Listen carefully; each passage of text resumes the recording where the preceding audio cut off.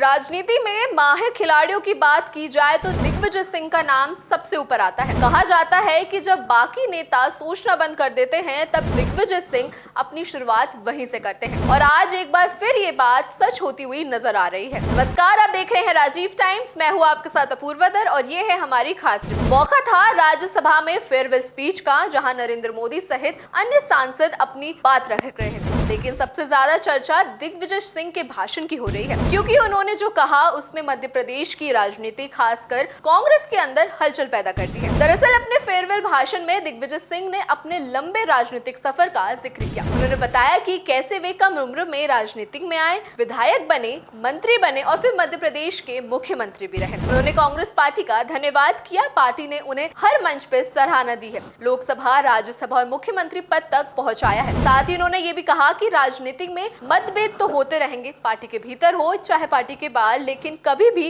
किसी के प्रति मनभेद नहीं होने चाहिए। लेकिन असली ट्विस्ट तो तब आया जब उन्होंने भाषण में अटल बिहारी वाजपेयी की पंक्तियों का उदाहरण देते हुए कहा कि मैं ना टायर्ड हूँ ना रिटायर्ड हूँ। बस यही वो लाइन थी जिसने सियासी गलियारों में हलचल मचा दी, क्योंकि अब तक माना जा रहा था कि राज्यसभा से विदाई के बाद दिग्विजय सिंह सक्रिय राजनीति में थोड़े पीछे हट सकते हैं, पार्टी किसी नए चेहरे को आगे कर सकती है। लेकिन इस बयान के बाद साफ दिख रहा है कि वे अभी भी मैदान में टिके हुए हैं। इसी बीच हाल ही में घटनाक्रम इस बयान को और ज्यादा अहम बना देता है। कुछ समय पहले दिग्विजय सिंह ने खुद पर कुछ सीमाएं तय की थी, जैसे कि पार्टी में कार्यक्रम के मंच पर नहीं बैठना और कार्यकर्ताओं के बीच भी नहीं उठना। लेकिन हाल ही में भोपाल में राहुल गांधी की मौजूदगी में वे कार्यक्रम में मंच पे भी नजर आए, यानी उन्होंने अपनी बनाई लक्ष्मण रेखा खुद ही पार कर दी है। इससे ये संकेत मिल रहे हैं कि सक्रिय भूमिका अभी खत्म नहीं हुई है और वे वापस आ सकते हैं। अब जब वो खुद कह रहे हैं तो ये ना टायर्ड हूँ ना रिटायर्ड, तो सवाल ये उठता है कि उनकी अगली भूमिका आखिर होगी क्या? क्या वे किसी बड़ी जिम्मेदारी पर नजर आ सकते हैं या फिर पर्दे के पीछे रह के पार्टी में रणनीति करते हुए नजर आएंगे? ये वही वजह है कांग्रेस के भीतर कशमकश बढ़ गई है और नए सियासी संक्रमण हमें देखने को मिल सकता है। यही वे बात है जो कांग्रेस के नेताओं को चुभ रही है